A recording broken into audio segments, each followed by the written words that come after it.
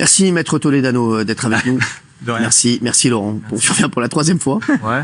Je vais vous lâcher avec déjà, juste, je voudrais prendre une minute pour établir quelques vérités, parce qu'il y a une thèse officielle maintenant qui est de dire dans les médias, depuis 2 jours, je regarde, même ici d'ailleurs, de dire, bah voilà, en fait, la thèse officielle, c'est Laurent a menti aux médias parce qu'il savait que la maison est occupée par une famille et qu'il a acheté pour ça la maison moins chère. C'est la thèse que tout le monde partage et ce qu'on entend partout. Bien sûr. Mais sauf que c'est pas ça du tout. On est venu lundi et je vais le répéter aujourd'hui encore une fois. Laurent, il n'a pas menti aux médias dans la mesure où il ne savait pas que c'était une famille installée dans la maison avec serrure changée, avec abonnement EDF et avec un fauteuil de propriété. Il pensait, et c'est ce qu'il dit et c'est la vérité, que c'était squatté occasionnellement par une personne de temps en temps avec d'ailleurs un matelas. Ça change tout parce que il s'est dit, je vais rentrer dans les maisons après l'achat et on va verrouiller, on va mettre des serrures, on va cadenasser, on sera tranquille. Les clés, voilà. L'histoire des clés, il n'a pas eu la clé le jour de la vente. D'ailleurs, on voit une vidéo où l'agent immobilier le dit. Par contre, il a eu les clés quelques jours après. Pourquoi je dis ça? Parce que j'ai vu sur les réseaux sociaux, et même Gilles en parlait l'autre fois, en fait, on a dit que ce trousseau de clés qu'il a ramené, qui revient avec ce soir, c'est un trousseau de clés totalement bidon, qu'il a jamais eu les clés. Or, les clés que j'ai entre les mains... C'est lui qui l'a dit ça. Ce sont les clés de la maison. Ce sont les clés de la maison. Et d'ailleurs, il y a un petit porte-clés qui est gravé au nom du vendeur. Il y a le nom du vendeur. C'est un détail, mais tout ça pour dire que il y a plein de choses qui sont dites et qui sont fausses. Deuxième précision, ce qu'on répète tout le temps, c'est qu'en fait, il a acheté la maison bien moins cher que le prix du marché, 140 000 € au lieu de 240 000 €. Il a fait une super affaire, etc. Moins cher du prix du marché. Moi, je dis non. Il n'a pas du tout acheté la maison moins cher que le prix du marché. On l'a dit, on le répète, c'est une maison, en fait, quand on la voit comme ça, elle a l'air mignonne, mais dedans, il n'y a rien.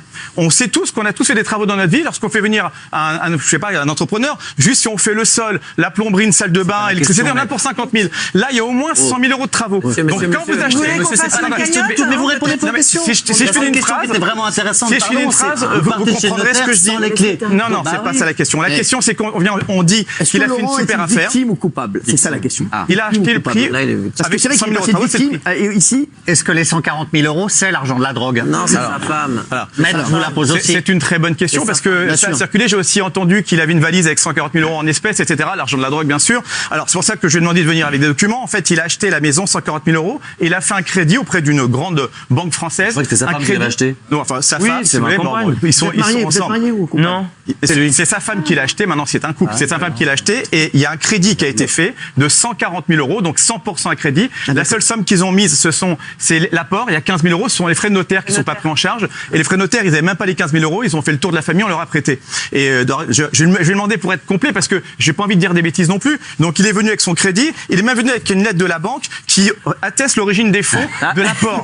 Et je sais que Cyril veut l'avoir, donc je l'ai préparé. Donc il y a vraiment nos problèmes là-dessus. Il faut savoir qu'il ne travaille pas. Sa compagne gagne autour de 2 000 €. C'est pas des gens riches. On pense qu'il a fait une super affaire, qu'il va s'en mettre plein les poches. Il va avoir 100 000 € de travaux, donc il va revenir au prix du marché. Et il s'est endetté pendant 25 ans, plus un prêt de 50 000 € pour les travaux, 50 000 € pour commencer les travaux. Donc il y a au moins 100 000 € de travaux et ils sont endettés pendant 25 ans. Donc l'argent de la drogue, tout ça, ce sont des délires qu'on entend depuis quelques jours. Non, parce qu'on a demandé, et Géraldine avait raison, il y a 2 jours, elle a dit mais pourquoi pendant 7 mois vous n'êtes pas parti vérifier? Eh ben, il n'a pas voulu en parler parce qu'il n'est pas obligé de déballer. Oui, je vais pas arriver à dire il est en prison. Donc il est en prison, il n'a pas pu savoir que pendant ces 7 mois il y avait quelqu'un dedans. Bon, ah ben non, il est obligé de raconter sa vie. Ce matin j'ai écouté la radio, les gens rigolaient. Bah oui, il a vu la maison 7 mois avant, 3-4 fois c'était vide. Après il a signé quand il est sorti. Enfin sa femme a signé avec lui et mais il n'a pas vu entre temps. Donc il est en prison, il n'a pas voulu le dire. C'est une cagette en plus. Et alors donc elle n'a pas été la voir du tout. Bah non, sa femme elle n'est pas partie voir la maison. Ils arrivent avec la viande pour le barbecue, c'est donc parce que c'est médiatisé pour un squat et pas pour d'autres choses. C'est pas normal de venir raconter sa vie. Vous pensez que ses proches, sa famille, je crois que sa famille n'était pas au courant. Les voisins, son futur employeur, ils travaillent, ils cherchent un emploi. Qu'est-ce qu'on va faire maintenant? Aujourd'hui partout, on a l'impression que c'est Jacques Messrine. On vient citer. Ce qu'on peut retenir, c'est que la loi, elle a changé justement en janvier 2021. Maintenant, c'est beaucoup plus simple pour les propriétaires. Il suffit de déposer une plainte, on fait constater le squat, on vient dire qu'on est propriétaire et on va voir le procureur qui peut les faire partir. C'est expulsion administrative. Le problème, c'est que souvent, ça fonctionne pas. Là, qu'est-ce qui s'est passé? Gérald Darmanin, lui, a passé un coup de fil et le procureur, il l'a fait. Mais normalement, c'est pas l'intérieur qui doit le faire. Il sort de prison il y a pas longtemps. Donc, quand on dit est-ce que tu n'es pas mêlé à l'agression, on se doute bien que sortant de prison, il va pas organiser une agression qui lui servira à rien. Ça aussi, c'est des fantasmes qu'on a pu voir là-dessus. Puis il a aucune raison d'expliquer aux journalistes du Parisien la première fois qu'il a un casier judiciaire. On vient pas, ils postulent pas pour être dans la police ou pour au concours Miss France où il faut avoir un casier judiciaire vierge. Ouais, un concours Miss Non, mais c'est vrai, voilà. Ça n'a rien à voir. Il vient parler d'un squat, il vient pas parler d'il veut s'enrôler dans la police. Donc il n'a aucune raison de raconter tout ça. Donc il a pas dit, mais il est pas coupable de pas l'avoir dit parce qu'on l'a pas demandé, puis il a pas à le dire. Il vous l'avait dit, maître? Il vous l'avait dit, maître? À vous? Il vous l'avait dit, maître? Bah, on n'en a pas parlé honnêtement. Donc Non, il m'a pas tout dit.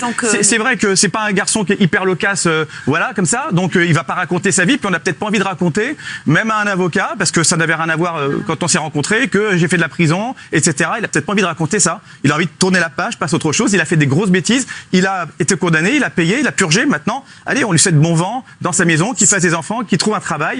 Et ça va être compliqué des barbecues, voilà. Et c'est compliqué. Est-ce qu'on peut... D'accord. Maître Toledano va vous suivre. Vous avez une petite chambre pour lui à la maison? Ouais, bah, je crois qu'on se voit tous les jours. J'adore les barbecues, donc voici quand il veut. Aujourd'hui, au revoir à tous. À lundi, n'oubliez pas la télé.